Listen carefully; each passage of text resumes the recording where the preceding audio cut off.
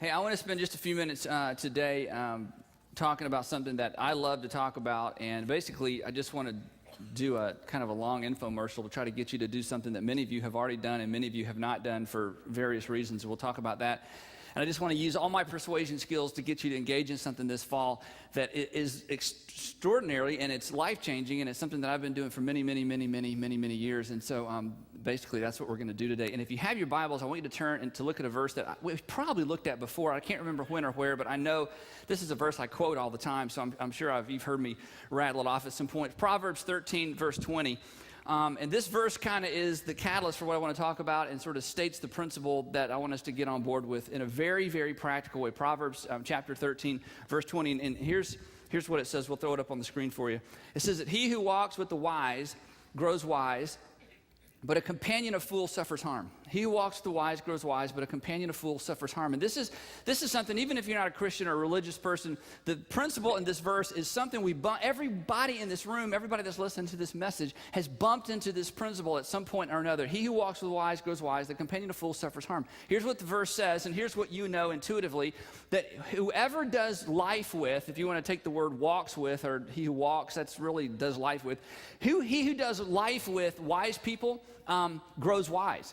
That is, when you surround yourself, and I surround myself with wise people, and a wise person is somebody who sees life as it really is and makes decisions based on how life really is rather than how they hope it will somehow be. He who walks with the wise grows wise. That is, he who does life with wise people grows wise. But a companion of fools, what happens to a companion of fools? They say it together, they... Now, this is an interesting verse because it doesn't say he who, the companion of fools becomes a fool. It says the companion of fools suffers harm. That means that if you do life with fools, and the Bible is pretty specific about what a fool is, and you know some, maybe sitting next to one, may live with one, maybe raising a few, maybe raised by one, I don't know. But a fool, I mean, we don't like to use that term, and we've kind of defined it culturally. But biblically speaking, a fool is simply a person that knows the difference between right and wrong and doesn't care. You know that'll hurt you, so. You know that'll mess you up, so. That's going to wreck your marriage, so. That'll kill you physically, so. You know, it's not good for you, so. Duh, I know. It's written right there on the side of the package. I know, duh, A fool is a person that knows the difference between right and wrong, but they just don't care. They're just going to do what they want to do, and you can warn and warn and warn. And here's what the Scripture teaches, and everybody has a story. I mean, you don't have to be a Bible person to know this. The Bible teaches that the person who does life with people who don't really care, who just, they're going to do what they want to do and they don't really care what the consequences are, that eventually you suffer harm. You may not become a fool, but if you're in close proximity to a fool, when they blow up, you catch some shrapnel. When they go down, you go down with them. If you were ever or are currently married to somebody who would be, biblically speaking, a fool, you are suffering harm, not because of your decisions, but because you're too close to somebody who's making bad decisions and you're impacted by them. If you work for somebody, if you're in a company led by fools, people who, they know the difference between right and wrong, but I don't care, just going to do what I want to do, you are suffering harm. This is a universal principle, that the person or the people that you choose to do life with impact your future. In fact, another way of saying it is this, that your friends, or the people you do life with, your friends determine the direction and quality of your life. Your friends determine the direction and quality of your life. That as independent as you think you are, and as cool and as slick and as careful as we all think we are, ultimately, the people we surround ourselves with, they impact the direction and quality of our life. Now think about this. This is just a strange thought. Isn't it true that if you think for a minute about your greatest regret, or that chapter of your life that you wish you could go back and relive or undo, or that marriage or that thing or that spring break or that, test or, whatever it was, that season, that day, that weekend, that month, that 10 years, you wish you could go back and undo. Here's what's amazing. I guarantee you were doing that part of your life with people you considered friends, not enemies. That very few people have a story of, the worst part of my life was I was in close proximity to an enemy. And, they were my enemies, and I knew they were my enemies, but we did life together anyway. And I just wish I could go back and undo that. No, the chapter of your life you wish you could go back and undo, you were doing that chapter of life with people you considered your friends. Now, you look back and go, they weren't really friends, but at the time, we had like the same music, and we were in love, and we felt the same way, and we loved hanging out, and, we worked in the same company, we were partners, we had the same goals. I mean, at the time, these weren't enemies, these were friends. And yet you look back and go, I wish I'd never met him, wish I'd never met her, wish I'd never answered the phone, wish I'd never accepted that opportunity, that invitation, should have never done that deal, should have never entered into that partnership. Isn't that strange? That the chapter of your life you wish you could undo. It wasn't because you were with enemies, it's because you were with friends, you were doing life with people. Now you look back and go, oh, I wish I hadn't done that part of my life with that person or that group of people. He who walks with the wise grows wise, life gets better. The companion of fools suffers harm, even if you never become a fool. Just being too close, when they go down, you go down with them. Your friends, the people you do life with, will determine the direction and quality of your life. It is a principle. It doesn't matter what you believe or believe about it. It's just a universal principle. Isn't it cool that stuff like that's in the Bible? We should read it sometimes. And now, the problem with this principle, and nobody would argue with that probably, I mean, maybe, but the problem is that's a principle that those of us who are sophisticated adults, we kind of relegate that to children, right? Now, son, you need to really be careful who your choice of friends are, okay?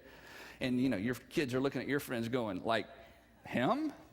Like her? Like you're doing such a good job yourself. We have a tendency to want to say, this is a principle for children, that's why you make sure you don't want your kids to play with their kids, and we're going to move out of this neighborhood, and we're going to put them in private school, and we're going to yank them out of that class, and I don't like that, because if you're a parent, if you have kids, or you have younger brothers and sisters, or nieces or nephews, you know how extraordinarily important this principle is, because you've seen the hit that some people you love have taken because they hung out with the wrong people. But somehow as an adult, I think I'm immune. I think I'm past all that. I don't have pimples anymore, and I don't have to worry about who I spend time with because, I have my own convictions. And as a pastor, I'm just telling you, nothing can be further from the truth. This principle is still so applicable to your lives because here's what I see, and here's what some of you have seen, and here's what some of you have gone through. See, I've seen enough marriages blow up because mama decided to go out dancing with her friends one too many times. And daddy didn't like to dance, so mama just went anyway with her friends. And then she went again, and she went again, and she went again, and she went again, and suddenly things began to cool off in the home, and things began to go sideways. And when they all look back on the situation, they say, you know what? It wasn't that I quit believing in God, and it wasn't that I quit believing in Jesus. It wasn't even that I decided I didn't like church.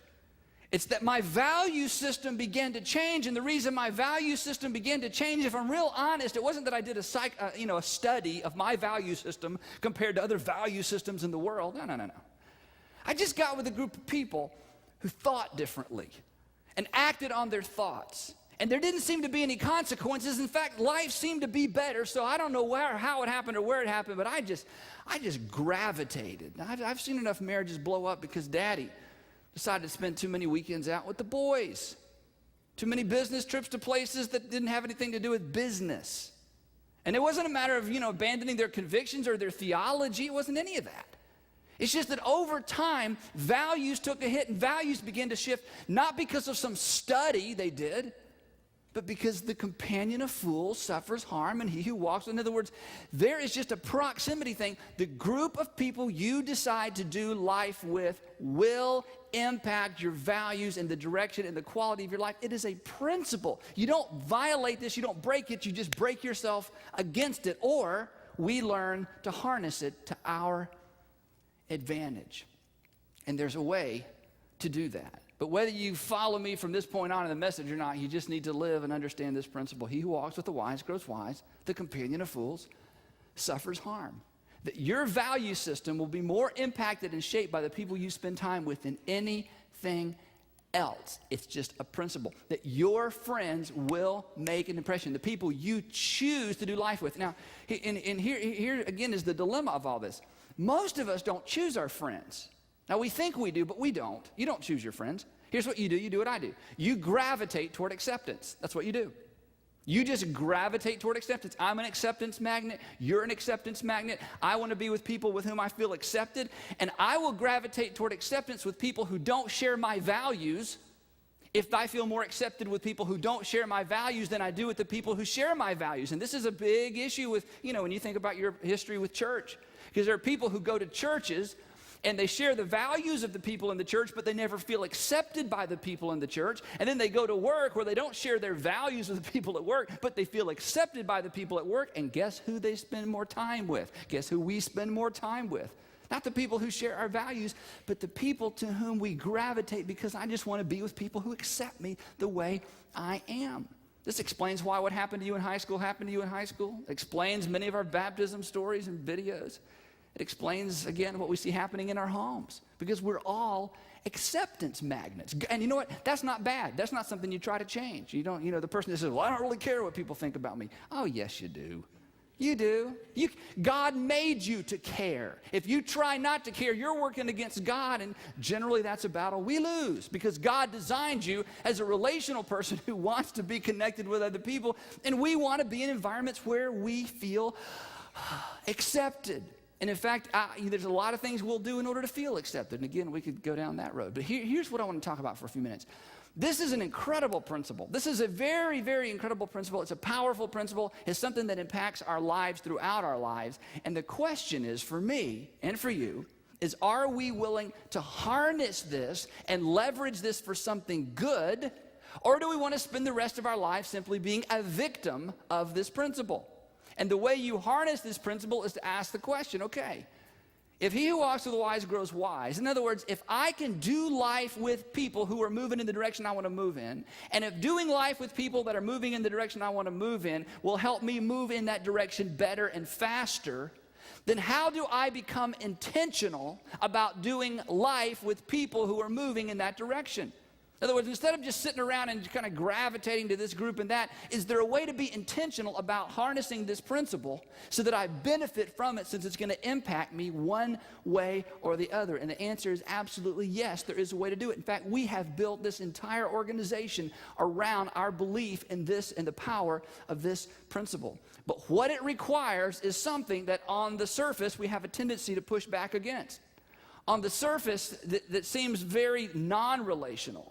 And the principle that allows this to happen is what we call structured relationships. Structured relationships. A structured relationship is a relationship that listen, follow me. It's a relationship that you move into not for the sake of the relationship, but for the sake of the progress that comes as a result of the relationship. Let me say that again. A structured relationship is a relationship that you partner up with somebody or some people, not for the sake of the relationship, but you partner with those people for the sake of the progress you can make as a result of those relationships. Now, this is something everybody in here has done many times in their life. See, when you took the job you took, when you interviewed for the job, you were wondering, how much am I going to make, and what kind of opportunities does it afford? And because they promised you enough money and enough benefits and enough opportunity in the future, you said, yes, I'll take it. And you did not once say, now, before I accept this job, I want to spend time with every single person I'm going to be forced to interact with to make sure they're my people. These are my people. Because if they're not my people, I don't care how much money you offer me, I'm not interested. You didn't do that. You took the job, you know what you basically convinced yourself of? I can deal with the people if they pay me enough money. I can deal with the relationships if the opportunities are there. I can put up with just about anything relationally. In other words, here's what you decided to do. You decided to enter into structured relationships for the sake of financial gain, and there's nothing wrong with that. And so what happened, you took that job, you moved into the office, and you began to meet the people. And some you liked, some you didn't like. Some you liked at first, and over time you don't like them. Others you didn't like at first, and now you're close to them. You figured out how to navigate your way through those relationships for the sake of progress. See, if you're in school, you did this. In fact, if you have kids you put in school, you did this. You went and interviewed the principal, you interviewed you went to PTA meetings, and you decided, this is the school for my kids. And you decided because the academics were there and you could afford it, or the academics were there and it was in your neighborhood, you decided, this is the school for me. In fact, you moved to a neighborhood in order to get your kids into a school. And you didn't say, now, before we put my kids in this school, or before I go to this college, I want to spend, about a month just being around the people to make sure these are my people. No, you said because the academics are there, the opportunities there, and I can afford it, it's a slam dunk. My kids are in or I'm in, and I'll figure out the relationship piece later. You entered into some very structured relationships for the sake of academic progress. Hey, if you've got kids you've ever put on a little league team or a sports team of any class, or you signed your daughter up for gymnastics, you did this. You decided, I want my daughter to make progress in gymnastics. I put her in that class. But, Mommy, I don't know anybody in that class. That's okay. You'll get to know them. You're in the class. But, Mommy, they're not my people. Those aren't my little girl people. They don't go to my school. Hey, honey, there's some, just get in there, okay? Because I want you to make progress in gymnastics, and you can kind of work out the relationship piece later. See, here's what we know in every arena of life. Structured relationships are something we learn to deal with for the sake of progress in every arena of life, financially, academically, physically. I mean, all the time for those of you guys who are in the sports, I mean, aren't players being traded all the time? They don't say, whoa, whoa, whoa, those aren't my people. No, they say, show me the contract. I'm in. They will become my people. You know, I'll work around the relationships for the sake of progress, you know, professionally. This is something we do all the time. Now, here's what I want to leave you with today. Your progress spiritually hinges on your willingness to get involved in some structured, in some cases forced relationships. I'm just telling you. That your progress spiritually, just like you do that in order to make progress financially, academically, every other arena, your progress spiritually depends on, and my progress spiritually depends on my willingness to get involved in some structured relationships, because structured relationships create the environment for God to work in our hearts and our lives. Specifically, I've never met anybody who was a growing Christian, that is, they were making progress, keeping their values in shape, you know, growing in their relationship with God. I've never met anybody who would say, I'm really making progress, that could not point to some structured relationships with other believers. And by that, I mean they're in some kind of prayer group, they're in some kind of small group, they're in some kind of Bible study group, they're in some kind of ladies group, they're in some kind of men's group. It isn't just a matter of going to big church. In fact, the story we hear over and over and over at Buckhead Church and over in Alpharetta is this. I grew up and my family went to church, and now I don't, or then I didn't. Why? Because sitting in rows looking forward, that's not what this is about. These aren't structured relationships. You can be anonymous in here for the rest of your life. But to take the risk and to make the decision and to make the choice, you know what? I, for the sake of my spiritual progress, just like I have for my financial and academic and athletic progress, in the same way, for the sake of my spiritual progress, I'm going to take a risk and move into some structured, that is, we're going to meet regularly. Structured, that means I'm going to be in whether I know everybody or not. Structured, whether I like everybody or not. I'm going to move intentionally into some relationships for the sake of my spiritual progress. I'm telling you, the people who grow and make progress, they will tell you, it's because of not sitting and listening to sermons. Not because I, was a member of a church. It's because at some point in my life, I said yes to an invitation to be in a group, and I showed up and I knew 2 guys, but I didn't know the other 6. We knew 1 couple, but we didn't know the other 4. I knew 3 of the ladies, but I didn't know the other 8. But I decided, for the sake of my spiritual health, I'm going to enter into these relationships and see what God will do as a result. The other way we talk about it around here is we talk about being in community. That is, doing life intentionally with a group of people for the sake of spiritual progress. Let me show you another verse real quick. This is in Hebrews chapter 10. Don't try to find it. Hebrews will take you a while. Hebrews, unless you're a professional Christian, I can get there like that, but I'm just kidding. Okay, it's just a hard book to find. Okay, Hebrews chapter 10, unless you have those cool little things where you can just flip right to it. Hebrews chapter 10, verse 25. Listen to this verse. This is great. This is the writer of Hebrews. We don't know who it was. He or she wrote, "Let us not give up meeting together." In other words, there's going to be a tendency to quit meeting together because it's a hassle. Let us not quit meeting together, as some are in the habit of doing, but let us encourage one another, and all the more as you see the day approaching. In other words, even in the scripture over and over, it says, look, there is a meeting together element of spiritual growth, and if you quit meeting together, and it's not talking about this kind of meeting together. They didn't do that back then. They didn't have big rooms. This was house to house, face to face, circling up, opening God's word together, getting in each other's life, loving each other, crying with each other, cheering for each other. He said, look, you can't give up that getting together and encouraging each other as the day goes by and as life goes by. He said, don't do that. Why? Because the author of the scripture knew, as we know experientially, that when I disconnect from other believers, I give up one of the primary things that God uses to facilitate my growing faith and my spiritual progress. Because structured relationships are an essential part of that. So here's what I want you to do this fall. If you're not already in one, I want you to get in a small group this fall. Okay, and about 8,000 of us are, but several thousand of you are not. And I know there's several reasons why you have it and you put it off, and your husband wants to, the wife doesn't, the husband wants to, but I need you to do that, okay? So just do that. You got to get in a small group. Now you know what? If you say, well, Andy, I'm already in a small group, but it's not a part of this church, that's fine. We're not trying to count things. We just want everybody connected in some structured relationships, meeting 3 or 4 times a month, opening God's Word together in a small group around a kitchen table or around a restaurant table, and say, let's do life together. Let's pray for each other. Let's know what's going on in each other's lives. Let's hold each other accountable. Let's cry for each other. Let's cheer for each other. Let's do life together, because those kinds of structured environments are what facilitate progress spiritually, just like they facilitate progress in every other arena of life. Now, I know you don't have time for that. I don't think I've ever met anybody that said, oh, yeah, I've got so much time. I don't know what to do with my time. I mean, we're busy people. If you're married, especially if you have kids, you don't have time for that. You don't have time to give up a Monday night, 3 Monday nights a month, or 4 Monday nights a month. I understand that. I'm in the same place you are. I mean, you got practice and homework and projects, and you got to travel, and you just there's so much of life to do, and shuffling the kids around and making sure you connect with everybody. And I mean, life is so busy. The whole idea of setting aside 3 or 4 nights a month just to meet with other Christians to do this, there is no extra time. There's not spare time. There is no real time to do this. If you just look at your current schedule, I understand that. But here's what I understand as well. You will dwarf your own spiritual development if you don't make time. And I'll tell you something else, and I know this from experience. There are hundreds, thousands of children. In fact, as an adult, you may be one of them, who would say, you know what?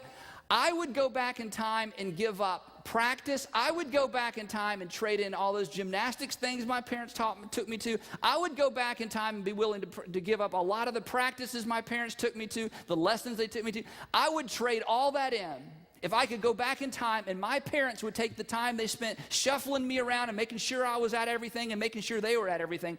I would be willing to go back and trade that and hand that chunk of time to my parents to say, Mom and Dad, would you please do something to grow your faith and grow your marriage? Because there's a lot of kids who don't get to be put to bed at night by both parents because the marriage blew up, because everybody had time for everything else except to work on their marriage and to work on that family and to work on those relationships.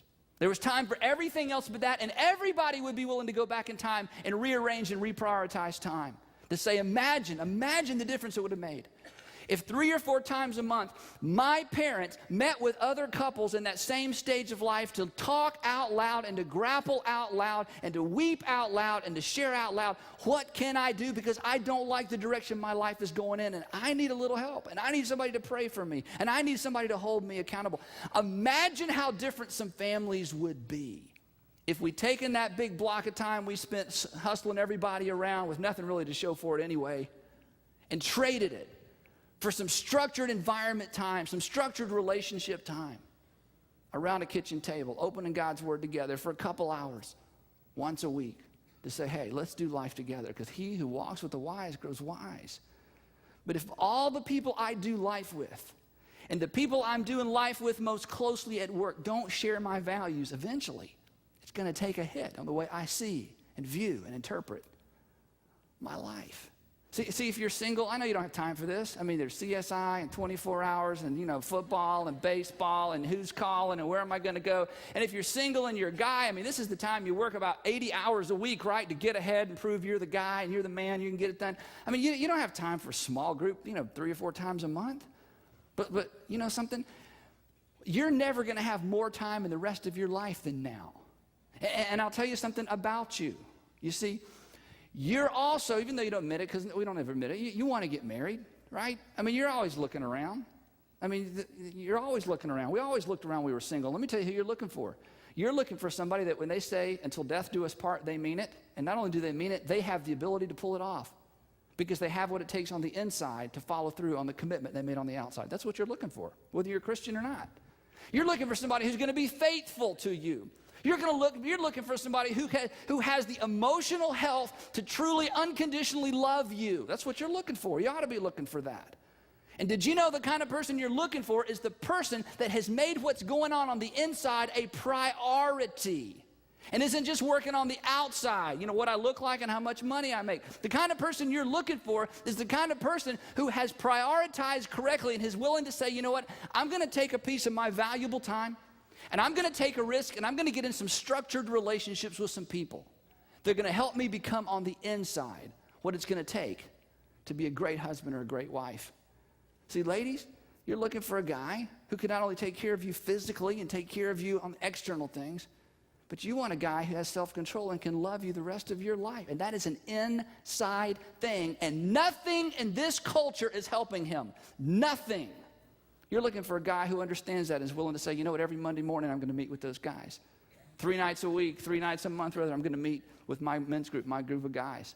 And we're going to get in each other's life. And we're going to do life together. And we're going to talk about the stuff nobody talks about.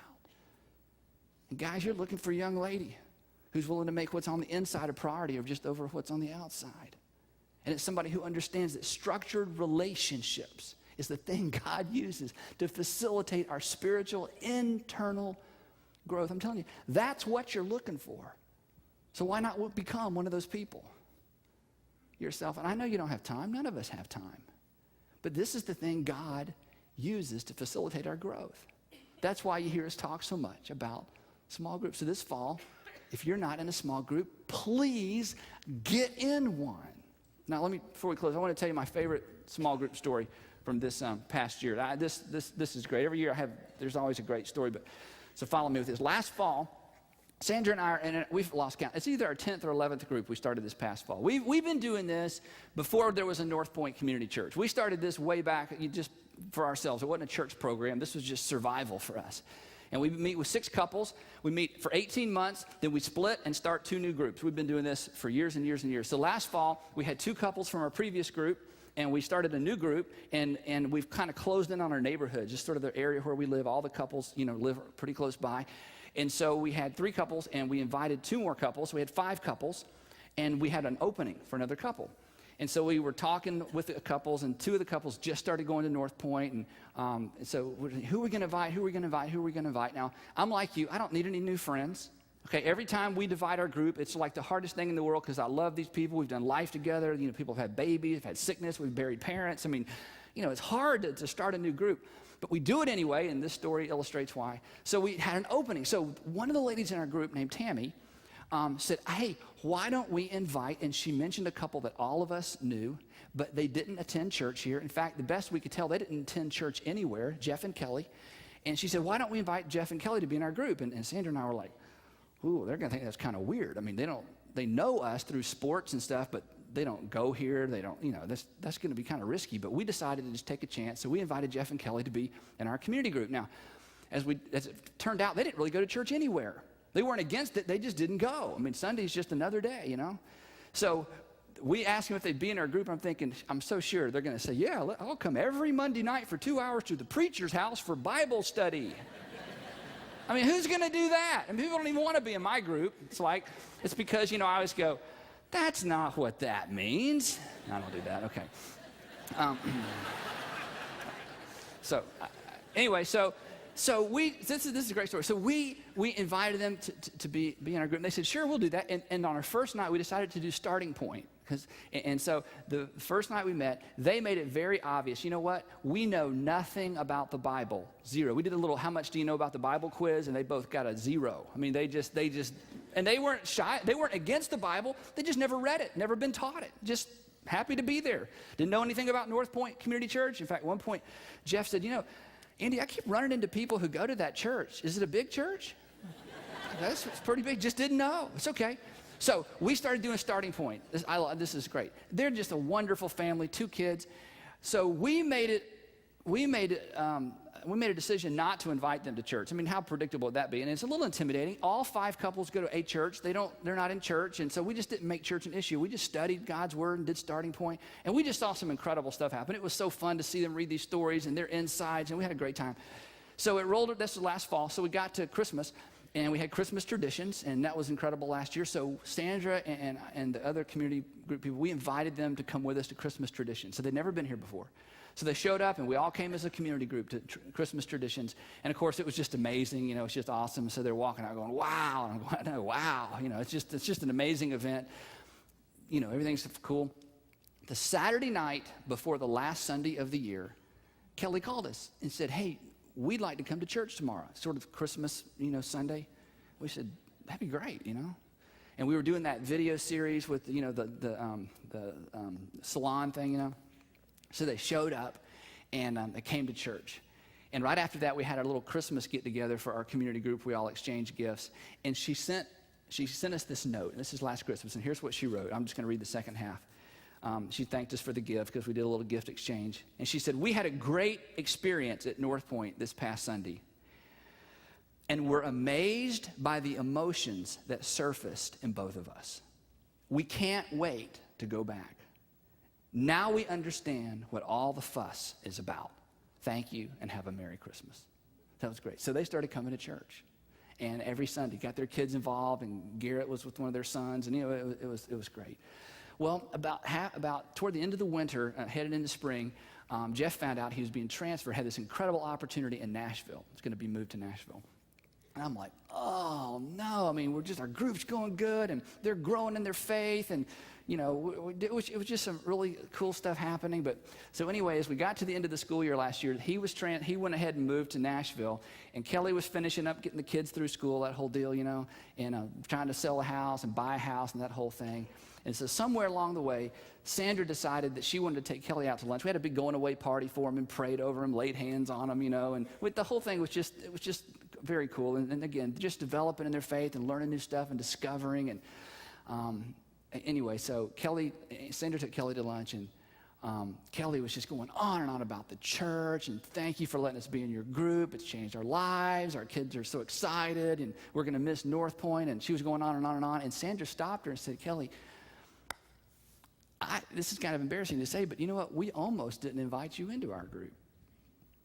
She said, I got to tell you, we were all scared to death because we thought, what are they going to think? A bunch of church people, hey, come to our house, meet with the preacher. We didn't know where y'all were spiritually, and we were so scared, we almost didn't ask you. And Kelly leaned in and looked at Sandra in the eye, and this is what she said. If I could say it, she said, be bold. Be bold. Be bold. Do you know what she was saying? She was saying, I can't imagine what we as a family would have missed out on if you had not invited us into your group. Whew. They moved to Nashville. 2 houses down, they met a family that used to attend this church, who were already plugged into a church, invited them to church. Isn't that great? Now, here's the point. You see, this isn't just for you, even though God's going to use this in a tremendous way to facilitate your growth. And anybody that's been in a small group has a story to say, you know what, I took off. Things changed. I saw things happen in my marriage. This is what God uses. This is one of the main catalysts God uses. But the thing is, it's not just for you. It's for the people that aren't yet in a group because you haven't created a context or an environment yet to which to invite them into. And my admonition to you as your pastor is this. You got to get in a group, and then you got to be bold. You got to get in a group, and then you've got to take some risk about who you invite in the group. And you know what? The worst thing that can happen, if you invite somebody to be in your group, the worst thing that can happen is they can look at you and go, that is the stupidest thing I have ever heard in my life, you church person loser, you. And then they can turn and walk off, and you can decide, well, I guess they're not going to be in our group. There's never been any physical harm that we're aware of that's come as a result of inviting somebody into a group, okay? The worst thing that can happen is somebody can say no. And here's the deal. You don't know, and I don't know how many people are on the periphery that all they need is an invitation, and not to big church. That's later and maybe never. But into a community, a little community of faith of some couples and some singles and some men and some women doing life together. God uses it in a tremendous, tremendous, tremendous, tremendous way. It's why we love it during baptism when we hear people from Starting Point baptized and their whole Starting Point group stand up and they just cheer and they whistle and they're irreverent and they're dancing in the aisles. Here's my question for you. Who's cheering for you? Who are you cheering for? Let's take your family out of the mix. Who's cheering for you? Who knows enough about your life to say, how did it go? How did it go this weekend? Hey, when you guys were traveling, how did it go? Hey, when y'all had that conversation, how did it go? I'm praying for you, not God bless them. I'm praying specifically for you when you go to visit your father and you don't know where he stands with God and he's on his deathbed. I'm praying for you. In fact, I'll go with you. Who's doing life with you like that? Who's cheering for you? Who are you cheering for? Who's weeping for you? Who are you weeping for? Who are you in community with at that level? See, this isn't an add-on. This isn't a program. This is really the whole deal. The only goal we've ever set as a church numerically, is how many people we have in small groups. Because we think that's the deal. This is the tip of the iceberg. That's the iceberg. Who are you in community with? And if you can't, say, well, I got some friends and we get together for dinner. But no. I'm talking about every week. You've carved out a piece of time to say, this is the time where we do life with a group of people. I don't know them all. It's very structured. It's a little bit awkward at times. But for the sake of progress, we are in who? And if you don't have an answer to that question, don't let this fall slip by without getting in a small group. Now, let me tell you specifically what that means. It means that if you're already in a group, it's time you get cranked up for the fall. It's time you start making phone calls and set a date to start. And if you have some openings, you need to start filling those openings. And if you've been thinking about maybe we should ask the so-and-sos, and if I had to ask her and ask, then you got to start asking. Now's the time. The fall is here. It's time to get those groups cranked up. If you're not in a group and you're going, okay, I surrender, between you and my husband, okay, I'll try, okay, then here's what we want you to do. Coming up this next month in August, and if it's already, is it August yet? Yes, no, sort of. In Buckhead, it's August, isn't it? In Alpharetta, it's not. It's kind of a time warp. August 25th through the 28th. Is our group link, and you got a thing like this when you came in today. Looks like this. All you do is fill this out, and you give it to somebody on your way out the door today, and they're going to invite you to a group link. This is where you date some couples for about 10 weeks, or 8 weeks, and you go, oh, I don't know if I'm going to like them. Hey, you got a job, you didn't like everybody. You went to school, you didn't like everybody. You can try this and get in a group, but if you don't like everybody at the end of 8 weeks, you just get out. We'll let you date some more later. You see, ever had a bad haircut? Did you just, I'm not having any more of those. No haircut for me. I had one of those one time. Ever been to a doctor you didn't like? What'd you do? Just got a different doctor. Okay, it's fine. We're going to help you find your people. Okay? We're committed to that, all right? Now listen to this. Listen. If you're in a community group and you got 3 or 4 and you need 2 more couples, go to Group Link. Sit together and hunt. Say, okay, let's find we only need 2 couples. We already got our 4 couples. We just need, Group Link is where we help you get in a group, help you find people. We've been doing this for so long. We've worked this out. Group Link is the way to go. Now, if you're kind of new to the faith, or you're new to Christianity, or you're just coming back and you're going, I'm not going to go to anything where somebody asks me a question. Here, we have the perfect environment for you. It's called what? What's it called? Starting Point. That's right. We all know about Starting Point. Starting Point is where you start, or where you start over. It's a community. It's a small group. There's somebody to facilitate discussion. There's a curriculum. You don't have to answer any hard questions other than your name. That's it. Once you tell your name, you have to answer any more questions unless you don't want to. And those groups meet on our campuses. They meet on Buckhead on Sunday morning. They meet in Alpharetta on Sunday morning. And if you want to be in a Starting Point group, it's very simple. All you have to do is walk out the door, and you can go today to an orientation. On Sundays, we have orientations right after the services. All you have to do, if you want more information, it's in your bulletin. It's at the information center in the back. We want to make this as simple as we can, but here's what we need to do.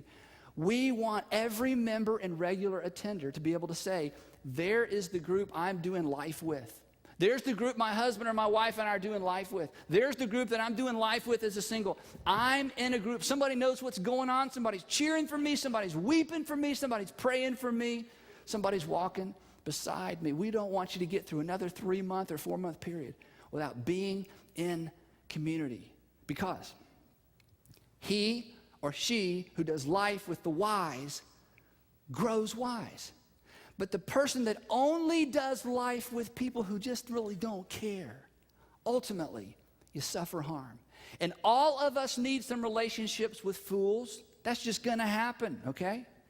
But to counteract that and to balance that and to bring meaning and safety to our lives, we need to be doing life with some people who share our values, even if it means forcing ourselves into some kind of structured relationship for the sake of progress. We've got about 7,500 adults in our organization that are committed to small groups. So this isn't something we've just started. We need the rest of you to get involved as well. Not for our sake, but for your sake.